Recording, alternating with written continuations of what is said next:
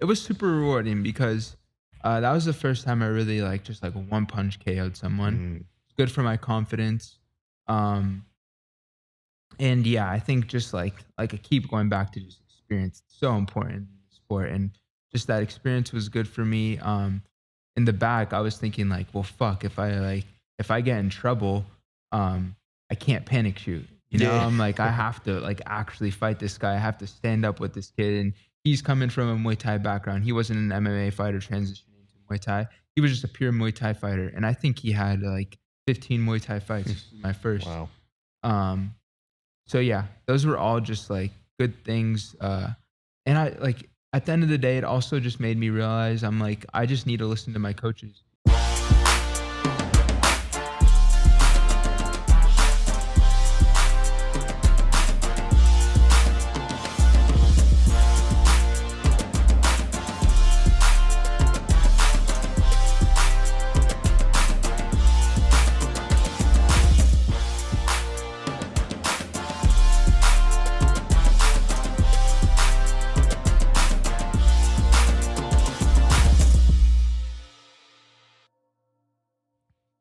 What is up, ladies and gents? It is your friendly neighborhood BJJ podcaster, Raf Esparza, coming to you with another great installment of the Grappling Hour. We have an excellent guest, a returning friend of the show who has come back not only to do an interview, but this time actually train. We'll talk more about that in a second.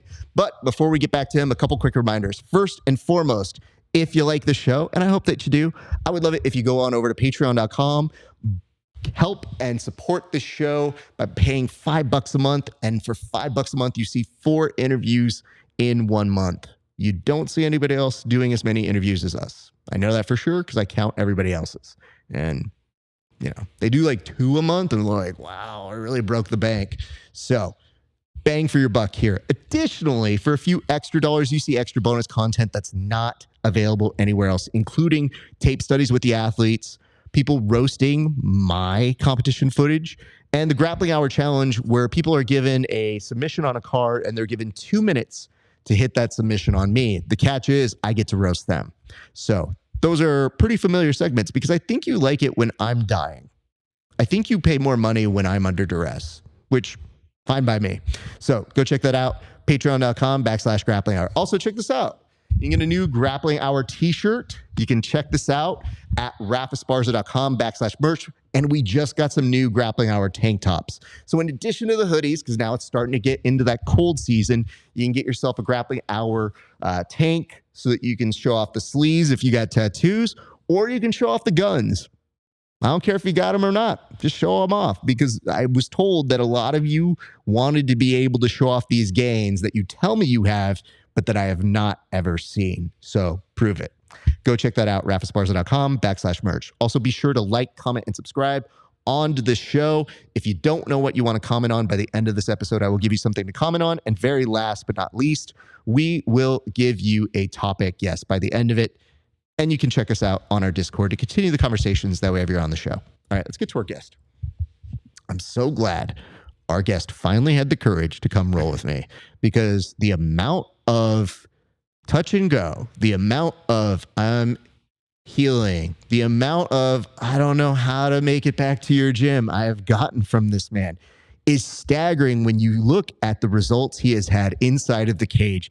And even more recently than the last time that we've talked to him, he has won 2 more MMA fights, picking up another championship and a side quest. My man went on over and had a side quest winning a kickboxing exhibition. I just have to say this. I'm happy that we have our friend Christian Dighero joining us again. But sir, what took you so long? Yeah, I mean, I had to go get some more wins, build up the confidence a little bit so I could come in here and, just be level-headed and get some training with you. That's 100% the hardest match you're going to have, I'm sure. Exactly. I looked at the amount of times I had been like, when are you coming? And I understand you don't always look at your social media, but there would be moments where I'd be like, bro, are we doing it this week? And you'd be like, yes, just kidding. No, we're not. And I go, I think this dude is continuing to duck me. And because it had gotten so comedically hilarious, the amount of times you were ducking me, I was like, I feel like I should just openly talk trash about him not coming here. Yeah. So I just wanted to say, thank you for finally coming. We got to train for about a good hour or so. Yeah. phenomenal training. Just had a blast. I learned a lot about your game that I don't think I would even learn from your fights. There's so much more dimension to your jiu-jitsu that you'd show it in your fights. Your most recent fights, you had 1 knockout and 1 submission. But I really think if people really got to see just you as the grappler, they would be very, very impressed with what you have put together so far, young man. Yeah, I mean, just to start, you're not wrong. I have been ducking you for quite a while, and it's good to finally come in here and get some work with you. We had a great roll. It's just fun in general, so I'm kind of running off of that training high right now. But yeah, I mean, it's that's what I'm so excited about. Just barely starting my pro career. I had a good amateur career. But, going into the pros now, I just have so much more to show. A lot of the times I leave the cage disappointed because I'm like, I won the fight, but I just feel like I have so much more to show. In amateurs, you have 3-minute rounds. They go by pretty quick. The goal is to finish the fight as quick as possible always. But, I just feel like, by the end of my career, I want just a sick highlight reel that I can look back on, because that's already what I do anyways. Most of the time I'm just sitting at home watching my own fights and, just being a fan and a critic of my own fights, So, yeah, there's so much that people don't know that I can do yet that I'm so excited to show. So I want to tell you one moment when we had been rolling. It's probably about the 35 or 40 minute mark. And I saw you switch up how you were doing a certain thing. And I'll just tell people, I mean, it's not like you could stop this from happening for a lot of you, but you were like in mount, and you had been in mount in different positions off and on. And then you started doing like this Khabib-esque leg tangle where I said, oh, now I feel like I know what you've been watching recently. Like, I feel like the part of you that I know that it's this big nerd that loves MMA and studies it. I saw you mid-roll adjusting to other things you had been looking up, because you're like, okay, I want to see if I can have success doing this. And it was so wild that while it's happening to me, I literally thought, like, I know what he's been watching recently. I can literally feel what you were studying recently. Yeah, it's cool you say that too, because I remember the last time I was on here, we were talking about, that I just like to study greatness. I like to study, guys at the top. And I tend to have a little bit of recency bias when it comes to, who like my favorite fighters at the time. So I think last time I was big into Sean O'Malley and just like his style, his teeps, his counters, his range and distance management. And you could kind of see that in my fight that happened just a few weeks prior. Like I was working a lot of teeps. I was working a lot of just like range and distance management. But recently I've fallen in love with just like the heavy grappling style. Thanks to my buddy Elvis, he's really guided me along the path. He corners me, and he also corners guys like Arman Sarukian. So I've just fallen in love with that style recently, and it shows in my last fight. I won by my last 2 MMA fights. I've won by just pure grappling. So I've been I just like to study all these guys, and just every few months I switch up like what I'm working on, and I just like kind of become a completely different fighter, so I'm just trying to learn all the styles and just trying to master and perfect every single little art. And like that's kind of the way I like to train and evolve, is just like hone in on one specific style for a while and just like do that over and over and over again. And then a few months later, I might just be like completely on a different side of, what I'm working on. So yeah, like you said, I've been studying and watching a lot of heavy grappling styles recently, and I've been enjoying it a lot. These guys are just such high level, and they make things look so easy. Like you look back at like the Khamzat fight versus DDP, and like DDP was running through everyone and like the best guys too. And Khamzat made it look so easy. Like everyone was like, all right, he might win the first, second round, but once it gets into 3, 4, 5, that's when DDP takes over.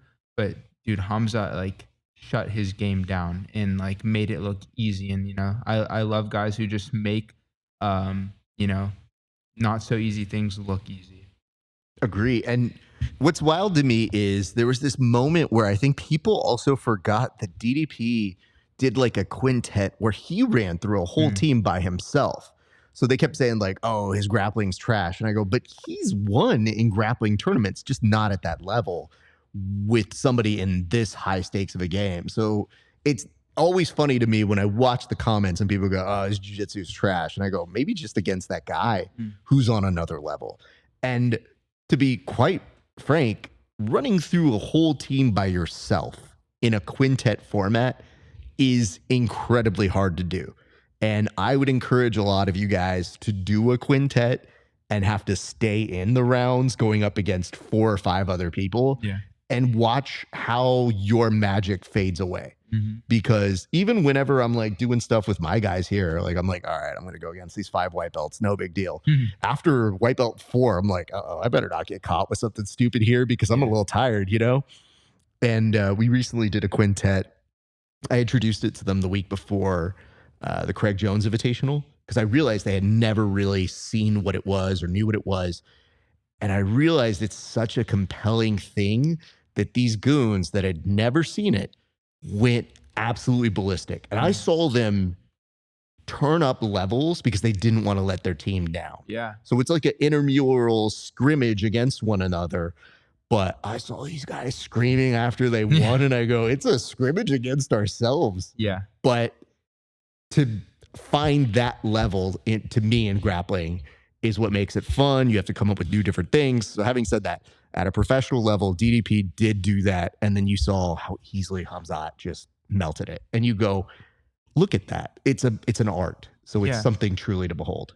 Yeah, dude. And you see like the level of these guys. And it's funny because everyone has like recency bias and everyone immediately is like, okay, DDP was never good. He sucks. And, you know, and Hamzat's boring and shit. But it's like, dude, if you like really understood the level that these guys are at and, you know, how impressive it is to like control a world champion for 5 rounds straight where he literally has 0 offense, 0 moments. You know, people like, you know, I remember watching and if DDP got up, I'm like, oh shit, something's about to happen. Like he's fucking like, you know, but in reality, just a dominant performance. So it's cool to see like that happen at such a high level. Okay. I have to ask this because you are such a nerd about this. And I do love talking about this. There's also something else nerdy we're going to get into a little bit later, but what have been your 3 most recent favorite matches that you have watched or fights? Because when you talk about your studying, I'm not sure people understand. You travel so much that when you get somewhere for practice, you show up early, you drive to get around traffic. And then once you kind of get into your meditative state of visualization, you'll likely watch matches until practice or in between things. And I think that's such a great practice. So for you, I know how much you're watching and consuming. So what have been like the 3 matches or fights that have really stuck out to you recently? Yeah, good question. Recently I've been watching a lot of Taporia. So like him versus Holloway, him versus Volk, him versus Charles. I really like his style. Fucking Bilal Muhammad versus JDM was such a cool fight. I like the defensive wrestling, you know, side of things too. And JDM just showed like such a sick level of defensive wrestling and boxing in that fight. And Bilal even like showed good striking in that fight too, which was pretty cool. And then just entertainment wise, there was a Contender Series fight recently between Tommy McMillan and David McGoyan, I believe his name is. Dude, this fight was so sweet. I don't know if you got to see it, but pretty much Tommy, he's like buddies with like Sean O'Malley and Tim Welch. David's buddies with Armin Sarukian.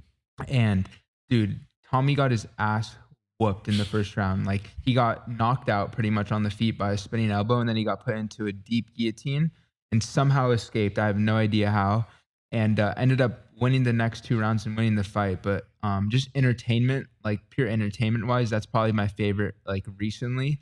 That whole card on a Contender Series was good actually. I'm sure you know John Paul. He got a sick knockout on that card too. So yeah, I've just been enjoying like even like the Contender Series fights, you know, because you kind of get to see you know, the level of guys who are entering the UFC. And I honestly sometimes I'm like, I can't believe these guys are like this is the level of guys in the UFC. I'm like, I would whip this guy's ass. So, you know, I kind of almost use that as like studying in a different way, is like studying for future opponents rather than like studying for just myself and like building off of like skills. So I've been enjoying doing that a little bit. You mentioned how the last time there was an opponent that you had that is a friend of mine. I like him a lot. And of course, I like you. I told you I was excited that that match was going to happen, but that you already had these bookmarks of, you always keep tabs on people who are close to your weight and that you can feel be contenders. It just sounds like you're doing an even more advanced version of that, because now that you're going pro, that's the goal. Mm-hmm. Like now you want to have a card catalog of people, because you never know when those opportunities are going to come. So I will tell you this though. If there is somebody who's making good use out of their UFC Fight Pass, I think it's you. So I'm also very happy for you to maybe save some money when it goes to Paramount Plus, so that you don't have to spend as much money, at least for the interim. Don't raise your prices there. And it's very funny that you mentioned John Paul, because I think the last time we were talking, I told you that it's not fun to go against somebody in a jiu-jitsu tournament. That was John Paul for me. Oh, really? Yeah. So just to refresh the memory, what happened on that particular thing was I had signed up for old divisions. So I had signed up for the plus 40 and plus 30. Because I was like, if I'm going to sign up, I might as well do two. Have some fun. Nobody ended up being in the plus 30. So it went like somebody was kind of there, or maybe they were almost signed up and then they dropped out. Yeah. And I went up to the table and I go, are you trying to put me in the adult? Because I don't want to. Mm-hmm. And I'm like, okay, we'll go tell the ballot table. And I go, okay. I go to the ballot table and I go, hey, I would not like to be in this. Thank you. No, thank you. The referee looks at me and he goes, you sure? And I was like, yes. He goes, you sure? And I go, yes. The third you sure had the biggest you bitch I've ever heard underlined. Got shifted into ever. And I go, fuck it, we ball. I run into a friend. I think it's Mike John. And I said, I don't really want to have a match with JP. Like, I know he's very good. And I wasn't trying to just get a match with him. Like, it's just a completely different skill set and age. So let's just be real. And I go, but I really wanted to interview him. And he goes, I don't know, man. If I were him, I'd probably be more likely to give you an interview if you did the match. Yeah. And I go, I think you're right. Ugh. So I went, and it was an awful match, like just terrible. And it started with me being like, I'm going to pull guard because I don't want to wrestle with him. He's got too much energy. And he was so pissed that I pulled guard. And I go, oh, dude, this already sucks, And I realized all he wanted was a highlight. So all he kept doing was flying attacks at me. And I think he finally got a Darce. And it was starting to kind of get tighter. And then over the PA system, I heard them calling my name for the over 40 division, being like, Raf Esparza. I was like, whatever you do, bro, just don't go to sleep. Yeah. Like, don't go to sleep. Just, all right, you got it. And I went to the 40 plus division. The dude sees me and they're calling me and I'm about to go. And the other dude I'm up against goes, hey man, did you just come from another division? I go, I did. He goes, do you want to take a minute? I go, you're a pretty cool guy, man. You didn't have to do that, but yeah, I'll take a 5. Yeah. And so I went up to JP afterwards and I was like, hey bro, like I wanted an interview with you. And he's like, yeah, let's do it. He has yet to do it. Oh man. So JP, very happy for your success, but gotta get on the show, man. I'm just saying, bro, this dude showed up and beat the shit out of me. I'm willing to train with you and get even more fucked up, but pull up, bro. Yeah. I'm just saying. He's a man. He used to train with my striking coach also. Mm-hmm. So I kind of got a glimpse of just his training. Before some of my sessions or after some of my sessions, he would come in for privates with my coach. And you can just tell like that guy was destined for big things in the sport, It was so odd that I felt I was wasting his time. Like that's the more reason why I didn't want the match. Yeah. Because I'll roll with anybody. I have no problem with that. The issue I had is I was just like, dude, this is a dude who's a prospect. And now that I see him at like the UFC Performance Institute, I see him with my buddy Canuto. And I see them together. And Canuto is insane with his movement. And I think they're so perfect together because when you see people that talented getting together, you know they're pulling very cool things out of each other. Like Canuto's trying to fight more, but an excellent grappler, one of the top tier ones. And JP has this style that I think works for anything. I think he is somebody who has vast jiu-jitsu skill and has gotten these savage knockouts that now it's no wonder he got a contract with the UFC. So anyway, enough about you, JP. Just saying. I still support you. That's the dumbest part of this whole thing is I'm like, I have every reason not to like you, but I do. Yeah. So here we go. But let's get back to you. You just briefly mentioned up top, and I'm not sure we gave enough pomp and or circumstance to it. You mentioned now you're going pro. Mm-hmm. So when did that decision happen? And did you already know that going into the end of this last fight? Yeah. I did know that going into this last fight. I think it's just time, I think my coach, I've kind of always been on the board of like, I'm ready to go pro, but my coach finally started being like, okay, you're ready to go pro. And that's kind of the first time he's like, it's always been a little bit more questionable with him. Like he's kind of like, oh yeah, like, kind of avoids the question. But over the last like year or so, he's like, you're ready now. Like you're ready. So that's kind of how the decision became official. And it's funny because a lot of the times when I had in my mind, when I was going pro, I would be like, all right, I'm going to go pro after this fight, and I would lose. I did that with Tony Cortez. I was like, all right, I'm going to win this belt, and I'm going to go pro. I was way too green at the time, So same thing with when I lost to Dylan. I was like, I'm going to win this fight, and I'm going to go pro. Same shit, I was just like way too green. And I feel like I've just made leaps and bounds over the last like 2 years. And even in like the last month or two, I feel like I've just like grown exponentially skill wise. So I think it's just finally time. And right now I feel like I can compete with the best guys in the world. Not compete, I feel like I could beat the best guys in the world right now. And I think, in times I've had that confidence, just like maybe delusional confidence, but now I think I actually have like the skills to back it up too.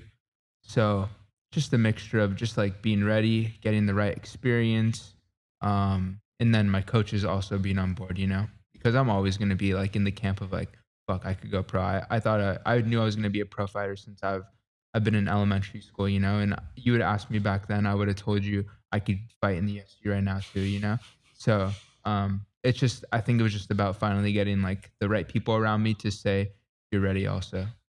It also has to mean a lot that they're meeting you now at the same level of, yes, you are ready, because it is hard to hear slow down, especially when you feel like you could. And you might be one of those fighters who gets in there and maybe figures it out, but there's always a risk that you start a little bit too early and you aren't quite ready, and then you get exposed in a way that maybe you didn't want to. And there's a lot of ifs, ands on that sort of situation.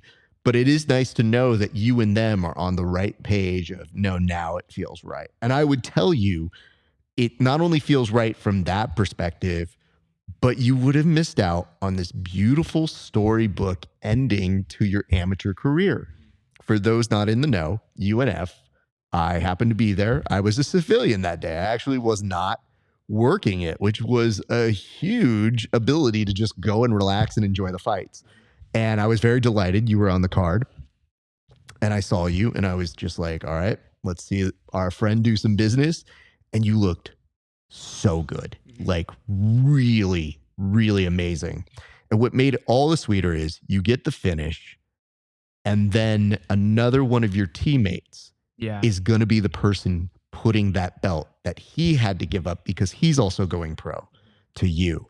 So it was this wonderful, you almost scripted it, kind of fairy tale ending for both you and him, where I'm sure he's like, dude, I don't want to give this up, but if I'm giving it up to anybody, I'm giving it up to you. Yeah. So Byron, who is an amazing competitor in his own right, handing that over to you, and that photo I saw of the two of you together, I thought, I don't think there's a better ending for this. I think if you had gone pro, maybe you would have been robbed of that incredible moment. Yeah, for sure. And I mean, hindsight, you're always like, it's always like, dude, like this is how it was meant to be, you know? Like you said, like even just like the picture alone was fucking worth it, you know? Shout out to a few different guys who got you know, good angles of that picture that you're talking about. But yeah, this is how it was meant to be, you know? I was meant to take a few learning lessons, grow up, just like inside and outside of the cage. And then yeah, have that moment, you know, and against a tough opponent. I feel like that kid was probably the best fighter I've fought. He was the most experienced fighter I've fought. He was like 7-3. He had 10 fights already. He was ranked number 3 on Tapology across US West and California. So for sure the toughest kid I've fought for sure. And you know, I feel like I had an okay performance. Definitely a lot of things I was not happy about. But you know, right back in the gym. I was back in the gym on Monday just working on, you know, the shit that I need to work on, and just obsessed with just improving right now, you know? So yeah, I'm happy with the way things turned out. And, you know, I had the luxury of starting the sport young. I've only ever done this sport. It's the only sport I've ever done. So like I was able to get good experience, and also like I'm turning pro now. I'm 23 still, you know, I'm still young. I still have, the next 10 years, 10 to 15 years to build a legendary pro career. So, you know, it all worked out the way it was supposed to work out. Can I also bring up something to you? Okay. We talked the last time about you having this persona that sometimes accompanies your walk to the cage, or that you take on a different style of personality. To me, the different personality I saw was more after the fight. Because after the fight, tell me about this coat that you were wearing.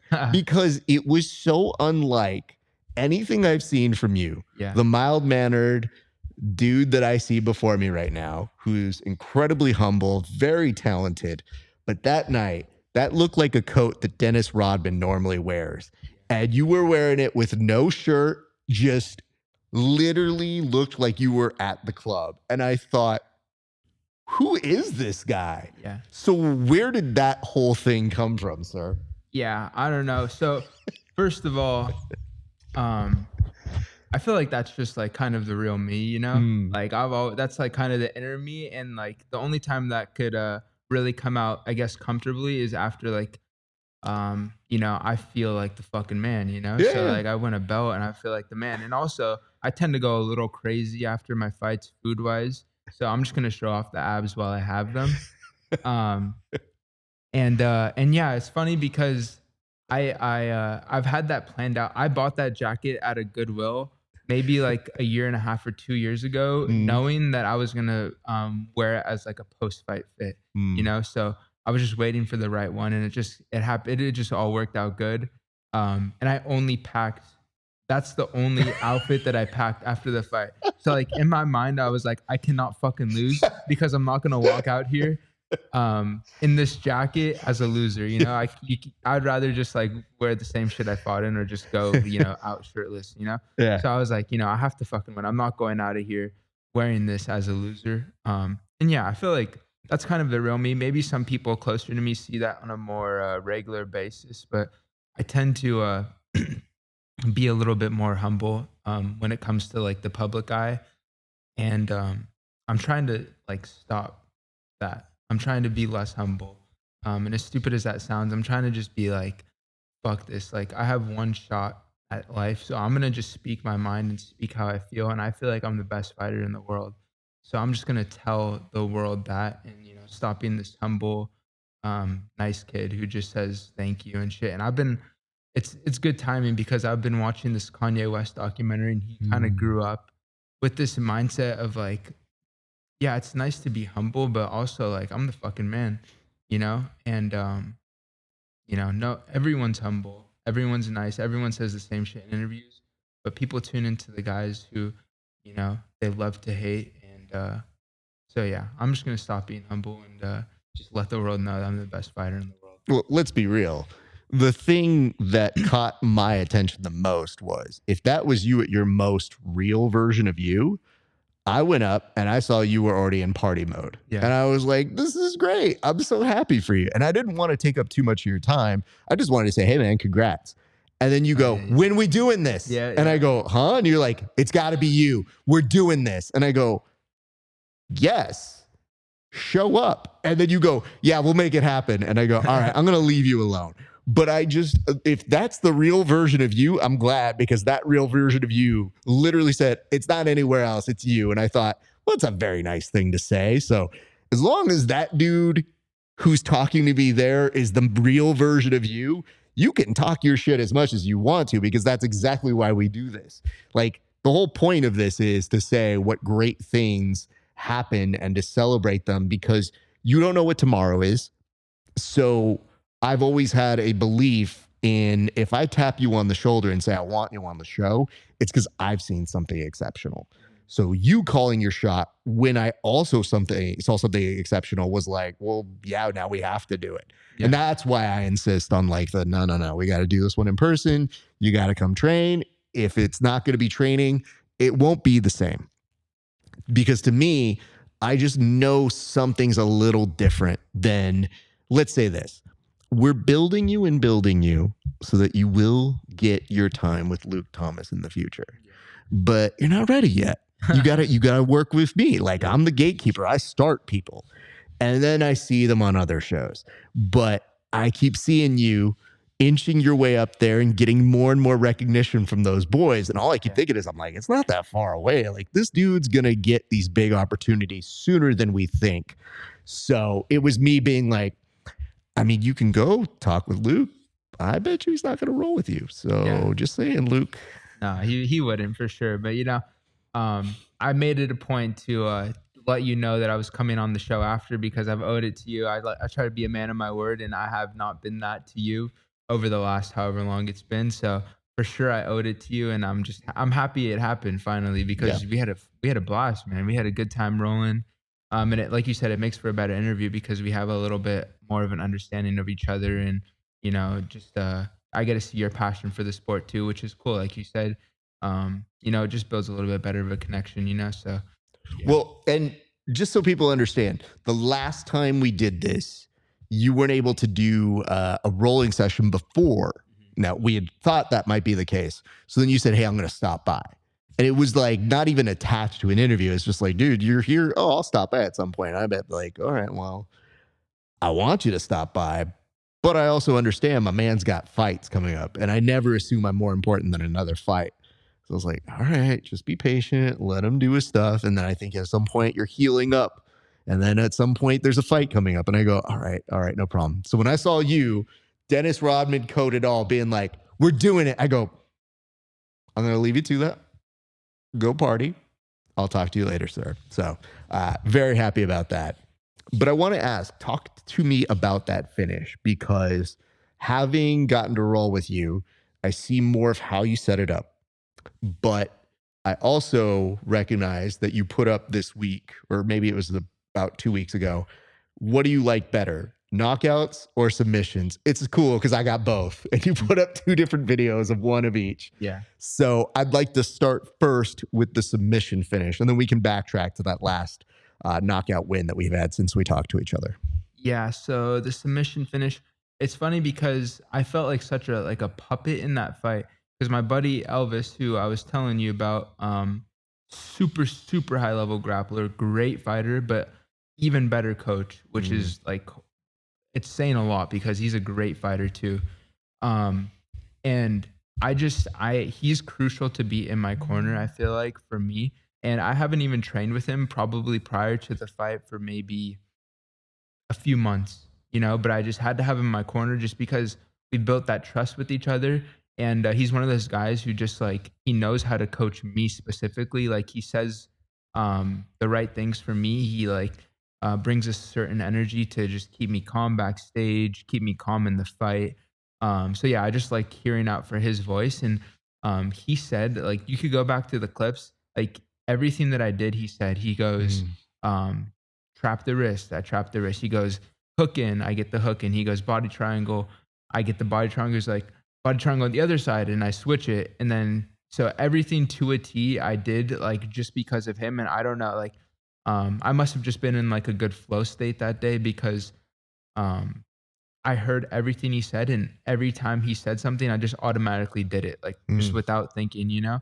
So I feel like I just owe all the credit to him for that specific fight, because he ran it through me. But yeah, um, submission, I just pretty much, simple back take. I got takedown in both rounds. In second round, I was able to. I like to punch from guard and punch from half guard because I feel like a lot of the times people end up framing or they end up getting like they push away with their knees and then I get the back from that. So yeah, I like to mix striking to get submissions, or mix submissions to get better positions to strike. So yeah, as far as that fight, like I said, all credit goes to Elvis, 100%.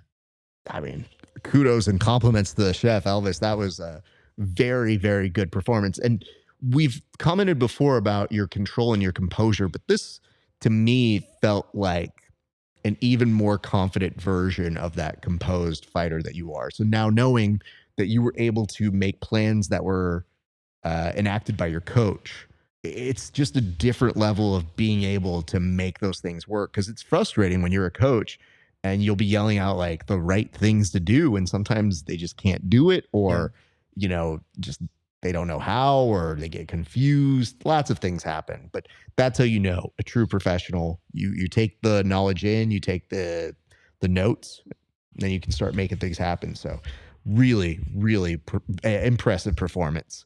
Having said that, you also put up that clip of the knockout. So was that knockout the most recent knockout, the one before this, or was that from somewhere else? I just wanted to try and figure out the spacing on that. Yeah, so the knockout of the clip that I posted, that was from my Muay Thai fight in June. That's right. Yeah, a little pit stop. It wasn't on the bucket list like coming into the year, but my coach persuaded me into doing it just to get a little bit more experience. And it's funny because I had more nerves for that fight than I've had for any of my recent MMA fights.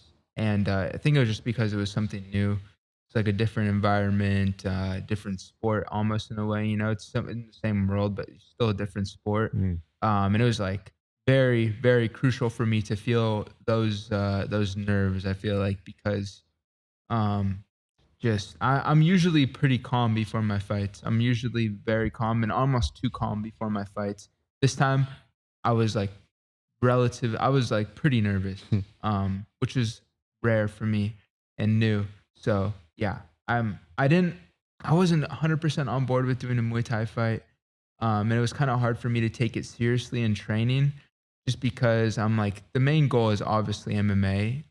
So it was hard to take it as seriously, fight wise in training, and that kind of also bled into a little bit of a tough weight cut. Which I think was also a good experience. This whole year has just been filled with good experience for me, and so yeah, that was the most recent knockout was the Muay Thai fight in June. Okay, so you mentioned it wasn't necessarily something you were clamoring to do or that you ever thought would be on your bingo card. What was the deciding factor? Was it just your coaches and your team saying, we think it's good for you? Or at what point did they get persuasive enough to say, here's why we think it's good for you?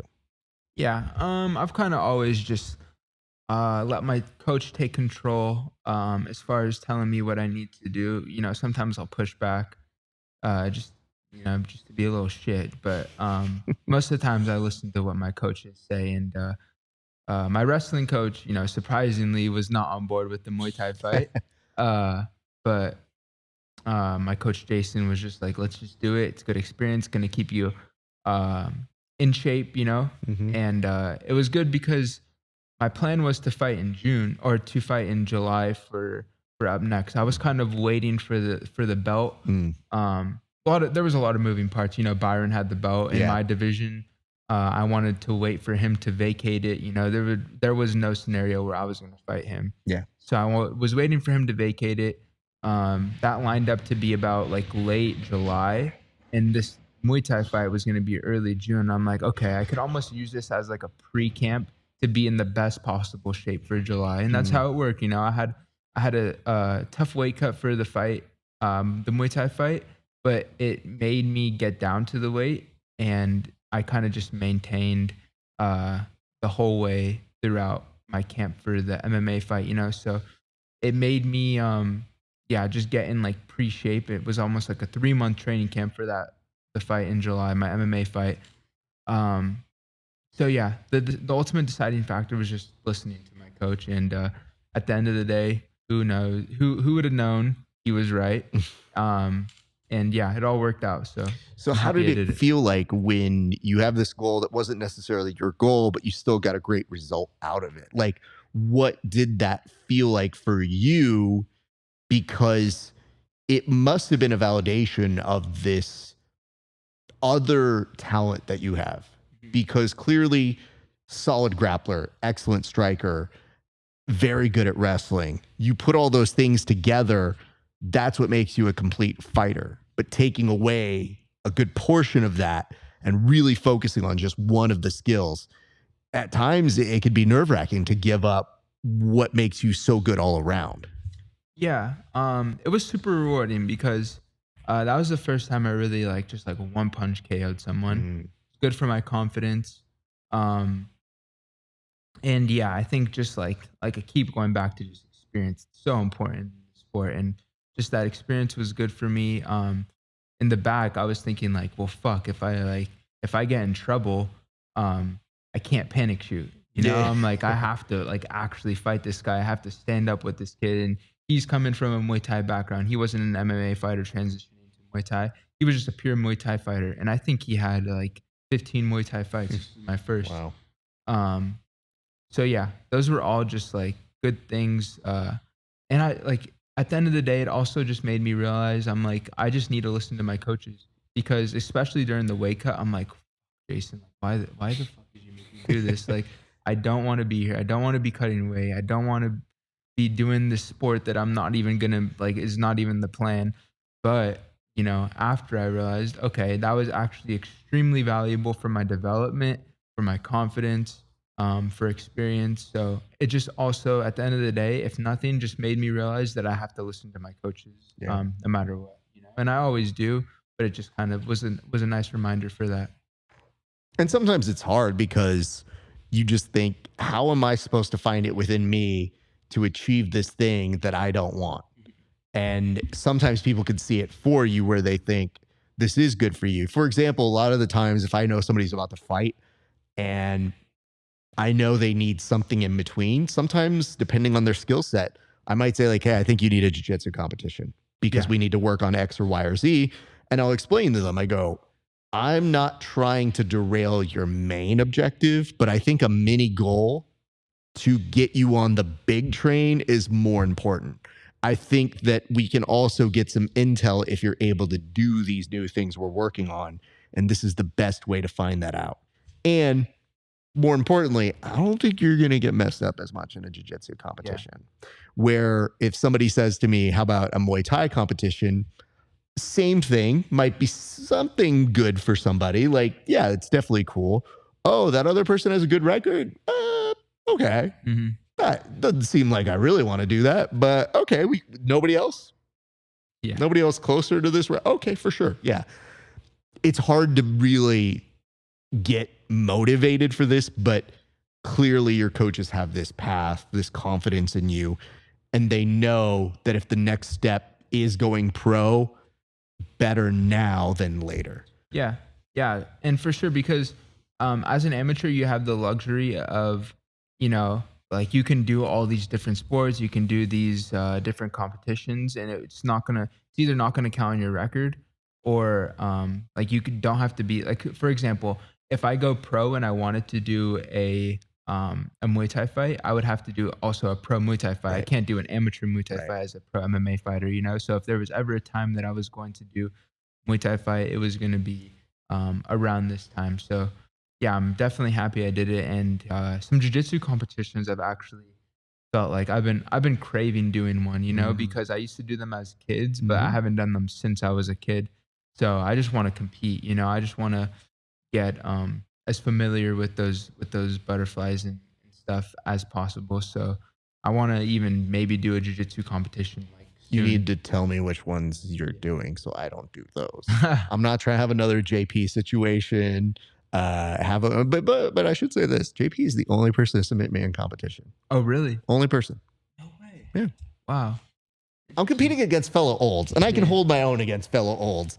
But like, it's not a bad record for so far. No, for sure. It's just, it was funny because I had at least if I lost, it was by points, but I was like, oh, I thought about it. I go, damn, dude, he's the first person and only person. That's not bad. That dude's pretty good. Yeah. So we like to joke about that every once in a while. And this dude, I'm gonna have to send you this video. When I was seated in guard, he literally tried to like jump step over me, but it just turned into like a leg drop at me, like a flying leg drop at me. So I'm like sitting there and I was like, fuck. So it is something that my social media manager put a highlight clip to. Yeah. And Hulk Hogan's finishing move was a leg drop. So he put it to the sounds of Real American. And Did you dirty? It was pretty funny. So what I did was I told everybody, I go, when you join my Patreon, that is one of the gifts that you get, is you get to see that clip of me getting like just leg drop. Cause I'm like, well, you paid, so you might as well laugh at this. So nobody else gets to see this, but you guys do. So it's a good deal. It's a good reminder why you guys should sign up. Anyway, I just knew the way I saw you smile after that kickboxing side quest, I just thought, good for you. I didn't know it was coming. I think it was right around that time. I think I did an interview with Byron. So we had just talked about, and I remembered, I think if it was off air or on air, I don't remember for sure, but we had just said, isn't that so wild that you went to go do that and you were just as good at that? And it made me have a slight pause of, if you really concentrated your efforts and that it was something that was passionate to you, you would have been just fine at that too. So that's got to be very good to know for this whole MMA career that you're building. But nonetheless, pro is coming up very soon. I want to bring up a few other things. First, on the outside stuff, I have to tell you how much I appreciate this man because he's up way past his bedtime.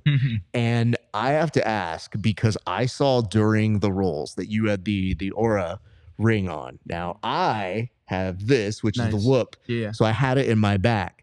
Did you look up any of the stats from our roll? I have not yet. Okay. Because I'm going to look it up right now live with you. I want to what do you think? Because this goes out of 21. So what do you think that you scored in the roll, that you pulled out of me? 21 being the highest, you had you pretty much died during the workout. Yeah. We had a good, solid, fun roll. We didn't. It wasn't a murderous roll, but it was fun and competitive. Maybe 15. Okay. Let's see. My man got a 14 out of 21. There we go. Okay. Which close. Bodes well because it didn't mean it was an easy roll. It meant he was challenging me.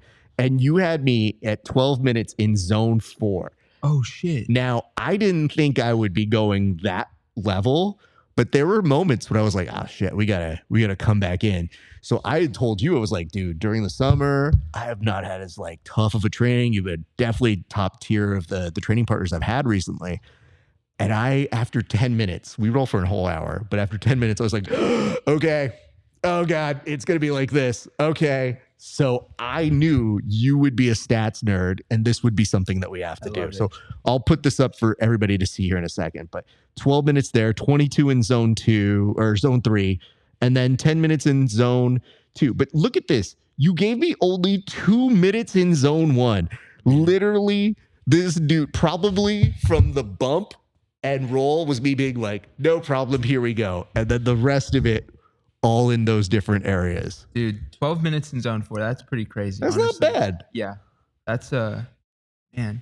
How do you like the whoop?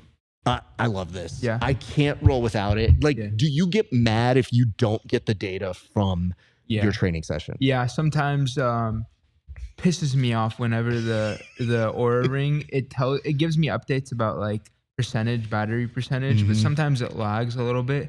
And it will be like, oh, you're out of battery, without like giving me like, Oh, you're out of no. battery in 12 hours, you know?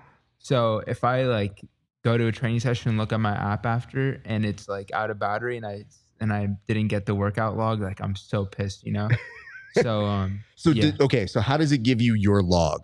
For what we just rolled, did you get an update on your app? Yeah. Let's Okay. see. I'll try to pull it I up want to too. see what the reverse version of this is. Yeah. Because I would like to tell people, this will tell you a lot about me as a grappler. I am somebody who is a choose your own adventure.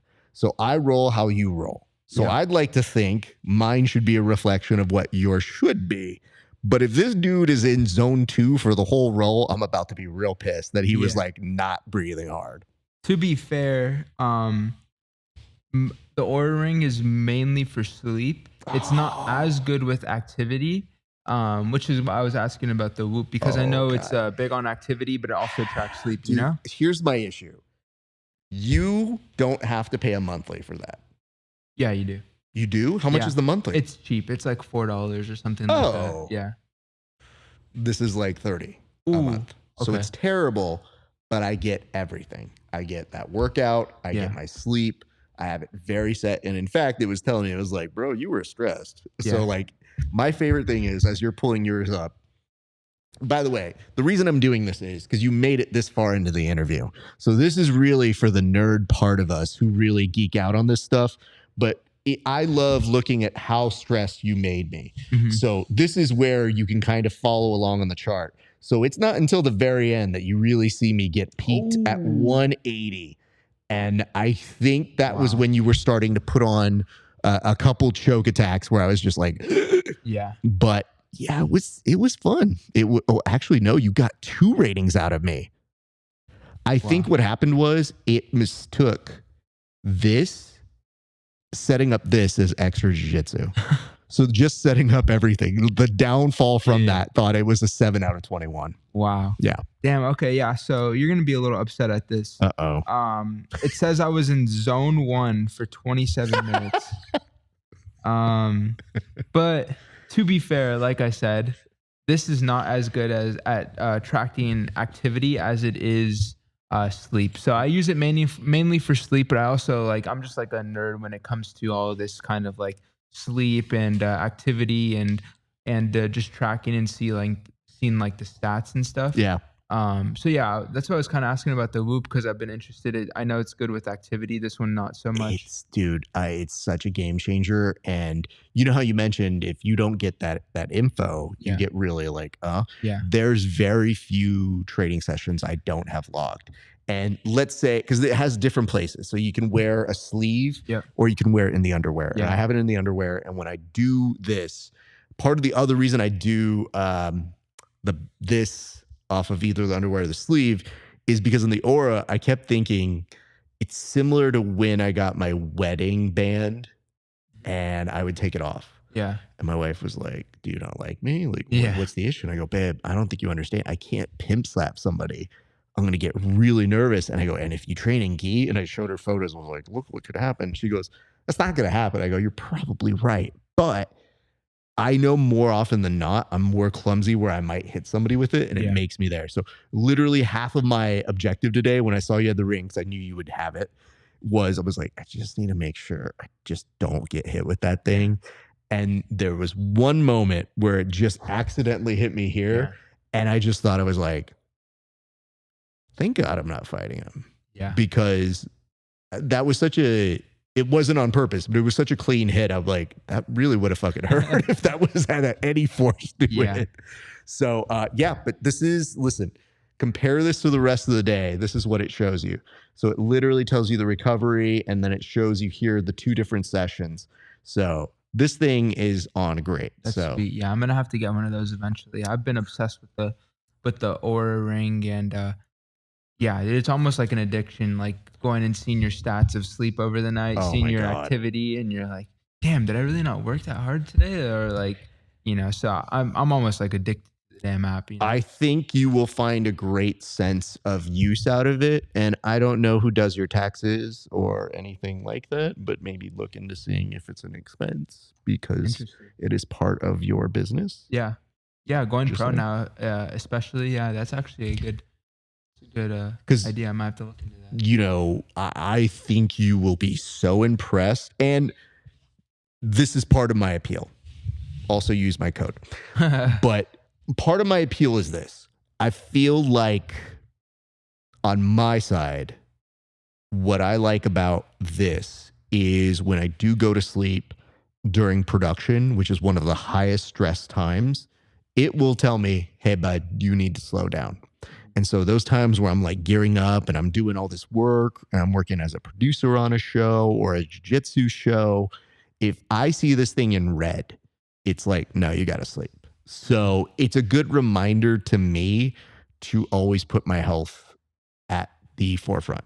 Yeah. And I think as you have multiple sessions that you'll do in a day, I think it's a good way of saying like, no, I better actually take it easy this weekend. Yeah. Or it's a good reminder like, hey, coach, I know we're doing 2 days, but like I'm peaking right now, you know, and I think it's just good intel to have, even if it's imperfect.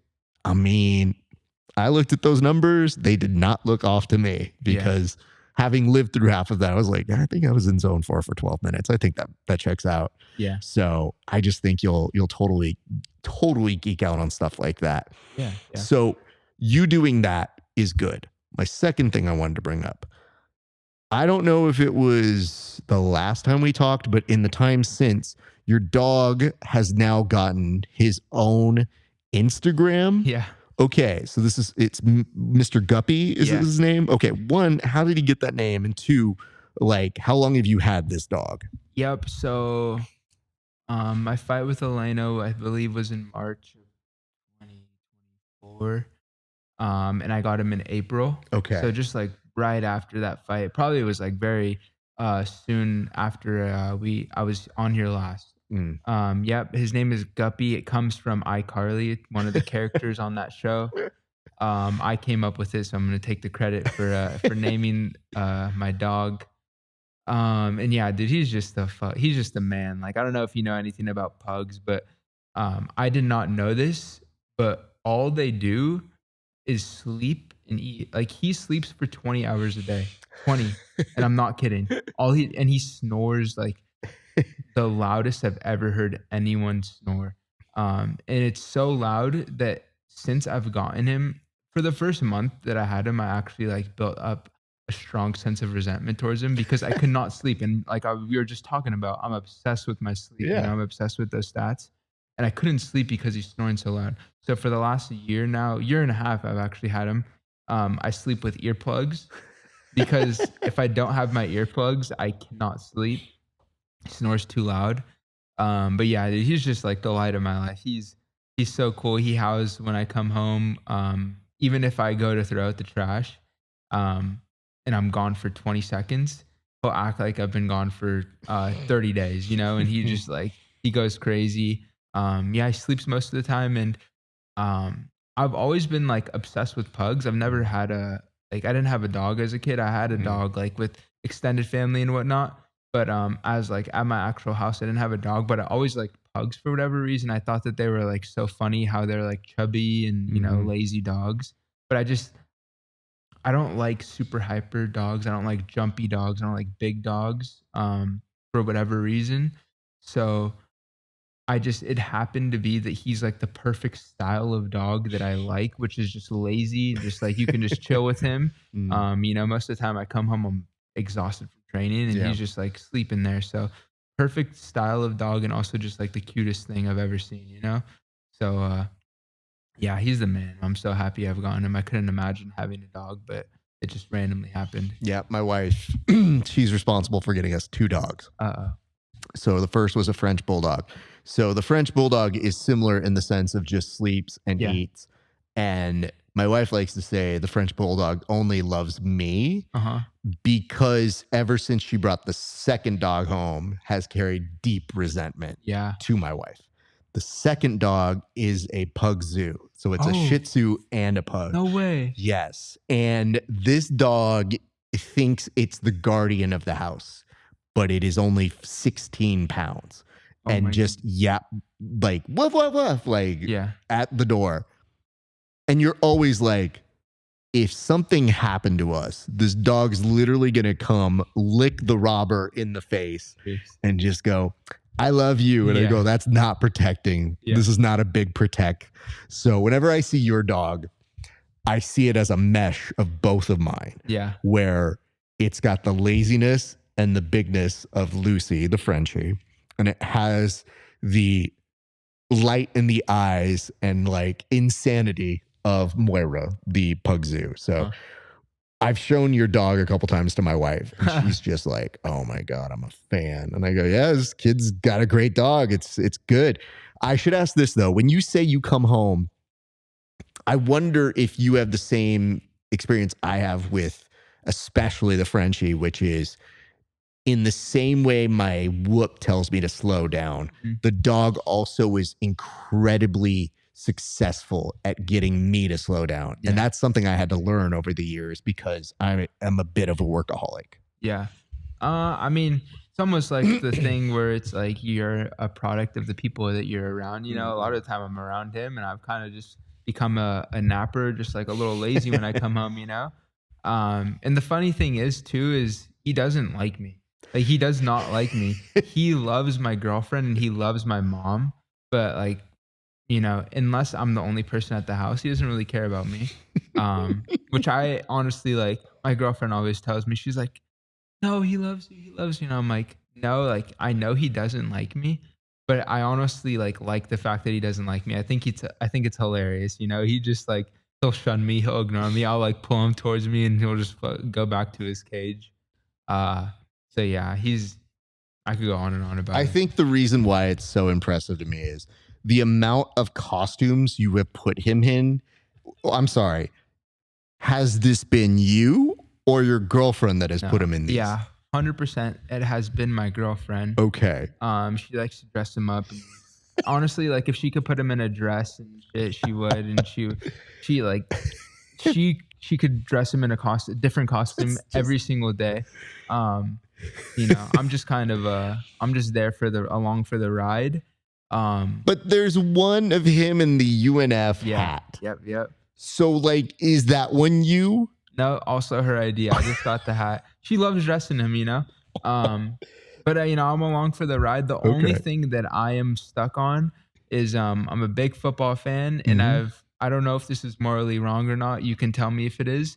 But I want to dye him. I want to dye him purple.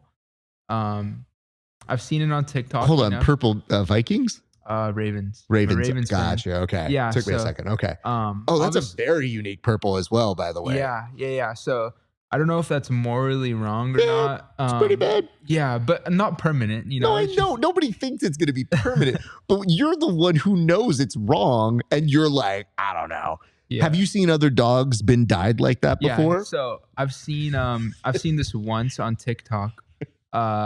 This girl, I think, dyed her dog red to look like Clifford. Okay. But it was like temporary dye. I think it washes off after like a day or two. Yeah, I need to look into it a little bit more before I just go, you know, in. So what would you do with him being dyed like that? Are you going to a tailgate with him? Is this just to be at the house? Like, what is the specific vision that you have for this? Yeah. Haven't thought that far into it. I think it's funny, the idea of him just being purple, and he just like it's gonna sound fucked, but he's just like, he can't do anything about it. He's just like, all right, I guess I'm purple. Yeah. So definitely can't take him to a tailgate. He can't be out of the house for too long. Because he's too fat, you know. He has breathing problems. The last few times we've taken him out, we took him to a dog park, had a blast for the first 5 minutes. After that, just started dry heaving and like puking because so for the most part, he's cool with his 2 to 3 walks a day, 5 to 10 minutes at a time, and anything more than that, he's fighting for his life as far as breathing. So for you, have you had a doctor say he's overweight yet, or a vet say he's overweight? No. Okay. But getting there. And we have him on like small dog feed. Because I've noticed him gain some pounds, you know? So I'm like... because pugs naturally have like the rolls in there. The reason I ask this is at one time, I don't remember exactly when this was, I've seen other Frenchies be obese. Mm-hmm. Ours, we just say is fat. But I didn't call her fat until one day the doctor goes, you know, your dog could stand to lose a pound. And it was the most deeply insulting thing anybody's ever said. Because you can call me fat and I'll be like, so what? Who cares? All things considered, in jiu-jitsu, I'm jiu-jitsu fat, but not real person fat. I've seen what other people look like. I'm normal. But in jiu-jitsu, fat. Yeah, I can see that. Did you call my dog fat, sir? How dare you? Yeah. I came home. I told my wife, I was like, the vet said she's fat. And my wife goes, well, she kind of is. And I go, babe, not the time. Yeah. She is wonderful. She is a gift. She is amazing. So I'm just trying to prepare you. If a doctor says it, it's challenging in a way that you will never have expected it because, you know, we were talking off air. You're like, dude, I like to be a little loose when I'm off camp. Mm-hmm. But it's not like I looked at you and said like, hey man, you're looking fat right now. And you'd be like, damn, man, you don't care. You just be like, dude, I've seen what I look like. I wore a fucking coat that showed my abs. I have them when I need them. Mm-hmm. It's not going to affect you. If I say your dog's fat, watch how quickly it changes your demeanor and your personality. So be prepared if the vet says it to you, because I promise you, there's going to be like an internal flame that happens when you go, okay. Well, that's enough of our time here, Mr. Vet. Is there any pills or anything I need to get? Nope, we're good. Okay, well, thank you. You are worthless at your job. Goodbye. Yeah. So just preparing. I've been preparing because for sure my dog is overweight, and me and my girlfriend love joking about how chunky he is and fat he is. You know, it's like cute. You know, I love how chunky he is, but at some point it is an issue. And it's funny that you say that because I've had some buddies be like, dude, your dog is big. And I'm like, man, it kind of stings a little bit. You're right, you know? So I'm like, you know, but I don't know what to do, man. I just, you know. It's hard because, again, if somebody calls you fat, you just go on a diet and work out. Yeah. It's part of what you do. Yeah. So when I think about it in my context, when this guy was like, well, your dog's a little overweight. Like, not even obese, not fat, not anything, just a little overweight. I just thought, like, what am I supposed to do? Starve her? Yeah. Like, sir, we feed her fairly okay. And I look at other Frenchies and I go, that is a fat dog. Yeah. She's not like bloated. But what I realize he's trying to say is it's more pressure on the bones and the joints. Yeah. And I do want her around forever. But then you get this look from her like, where's the rest of the food? And you go, oh, so we're on a diet and the dog will give you a death stare. Yeah. Unlike any other death stare, it just says, no, we're not. Feed me food. Yeah. So I just wanted to make sure that you, as somebody who makes weight for a living, and if somebody called you fat, you could make adjustments. It's a different story when you can't do shit for a dog and go, well, we're going to do more walks, and then watch a dog like that go, no, we're not. Yep.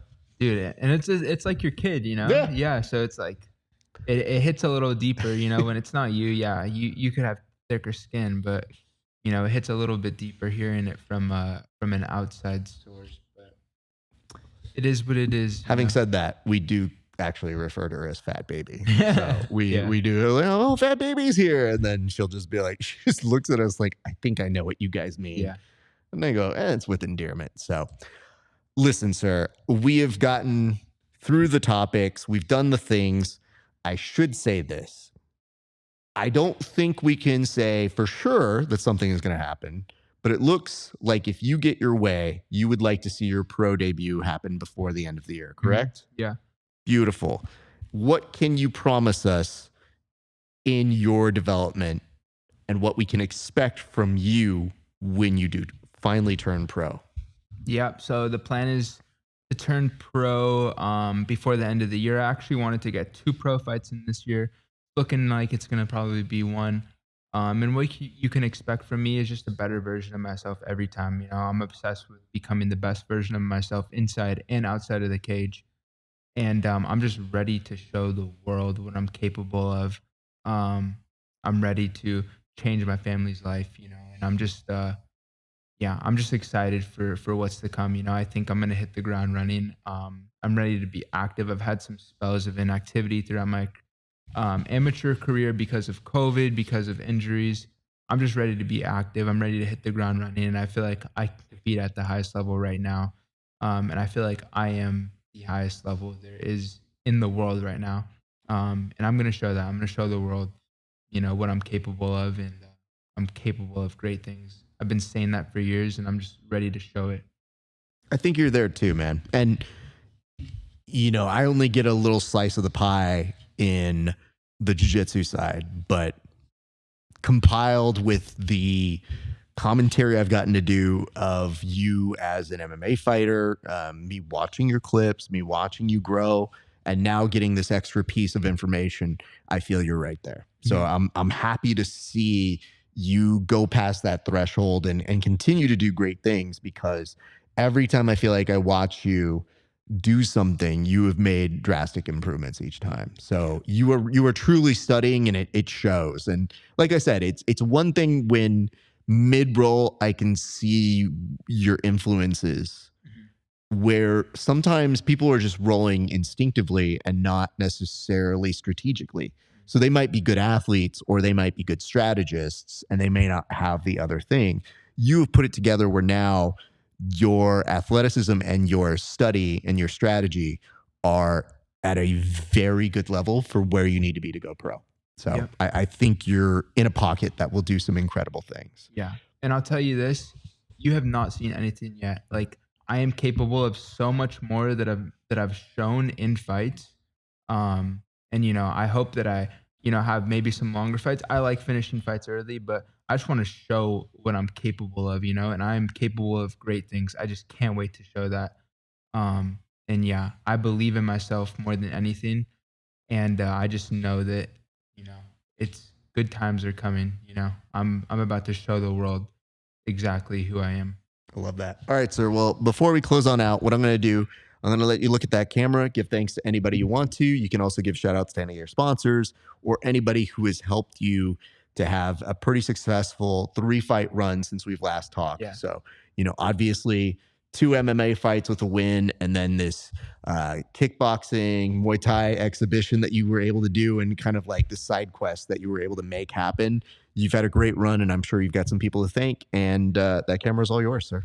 Yeah. I mean, I just want to thank the people who support me each and every fight. You know, I found myself questioning recently, like, what I've done to deserve these, you know, people who continuously show up to my fights. These tickets are not cheap, you know.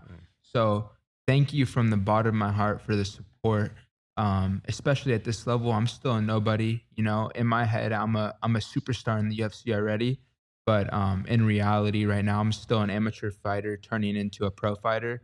So thank you for supporting me at this level. I promise to pay you guys all back one day. A special shout out to my mom, special shout out to my girlfriend, and just all, like I said, my family, friends. They support me like no other, you know. So I can't wait to give back to all you guys, and it's all gonna be worth it. And thank you. You guys have gotten me here, and you guys will propel me into the next stage. So just thank you guys.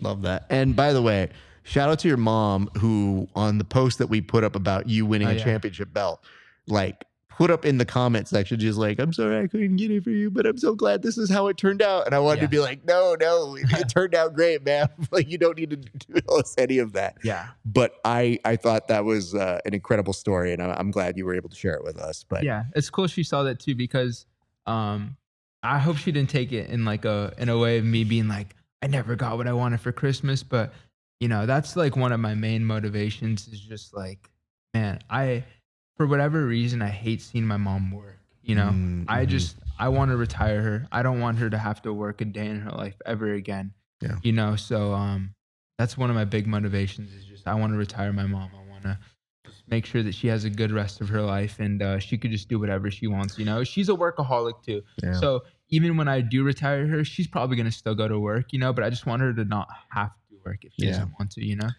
I think it's hard internally for any parent not to hear that initially and be like, oh man, I wish I could have given him this. Yeah. You know, like I'm sure it pulls at our heartstrings, but I also know you're old enough and mature enough in the way that you responded in that clip where you were saying it in a way that said it was an unexpected motivation that I didn't know I needed. Yeah. And that has now paid off. But at the time, because we're kids, you don't know what it is. And all you're thinking is like, well, why wouldn't you pay $700 for this replica belt? Yeah. What's wrong with you?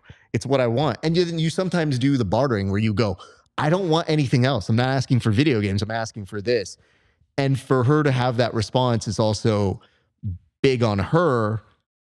But I think maybe also adds special context that he did this. Like he made it happen for himself. And I think no matter how she interprets it, there's nothing more amazing for a parent than being able to see their child have success and being able to be there to see it. So I think all of those things kind of tied together. But I knew initially when I read it, I thought the same thing you did, which was like, oh no, ma'am, I'm so sorry. Wait, what are we doing here? Yeah. It's good. But I was like, I don't even need to put that. She knows. Yeah. Like she loves you, and that's why she was putting that up there. So I thought that was a cool moment. Well, Christian, let's put a bookmark here and let's say this. I think now we do have to make this your regular routine. So you do need to go win when you go pro. We'll do this again. You'll come train. I don't have to stalk you. But now I at least know some of your weaknesses. Yeah. So now I know some things that I can say that I would be able to be like, well, you have to come and train here now because X or Y or Z. And that's what we're going to do. So that way we can kind of revisit this and talk about your successful pro debut in the near future, sir. Yeah, I'll be back soon, and we'll be here for all the moments, after the pro debut. I'm going to be in Contender Series probably within the next 2 years. Yeah. So we'll do it before that. We'll do it after that, I appreciate you. Well, I also hey, listen, bro, you're good people, and I'm rooting so hard for you, and I think you have the skill to do it. I think you have something unique, and I think it's just a matter of time, man. So I just hope that you get to enjoy your pro debut and the journey that you go on now for this, because it'll be unlike anything you've ever experienced. And I think that you have the right team, the right guidance, and man, who knows what that's going to be able to accomplish. So cheers to you, man. Thank you for having me, man. Appreciate you. All right, you guys, I hope you enjoyed this episode of the Grappling Hour. Thank you so much for tuning in with us. A few quick reminders. First and foremost, like, comment, and subscribe if you haven't already. And I told you I'd give you a prompt and, give you something to talk about. So here is the prompt I'm going to give you. Have you ever had an overweight animal? And don't be shy. Tell us in the comment section how overweight they were. I'll be the first to admit, my French Bulldog is 24 pounds. Now, some of you are thinking that's not even big. But I mean, consider how small they are. It's not small. So that is my admission to you guys. Additionally, if you like, comment, and subscribe, you can also check us out at patreon.com/grappling hour. $5 a month. You get to see 4 interviews per month. Plus, if you pay $5 extra per month, you can see extra bonus content that's not available anywhere else, including tape studies, roast draft, grappling hour challenges, and extra episodes that do not air anywhere else. You can also get you some merch, this Grappling Hour t-shirt, a hoodie, or a tank. Go get those over at rafesparza.com/merch. And last but not least, my friends, you can join the conversations with us on our Discord at Grappling Hour. All right, ladies and gents, that's going to do it for us here. Reporting, as always, live from our good friends at Milton Arguello's Mixed Martial Arts Academy. Thank you so much for tuning in. It's been a great day for grappling. We'll see you back on the mats.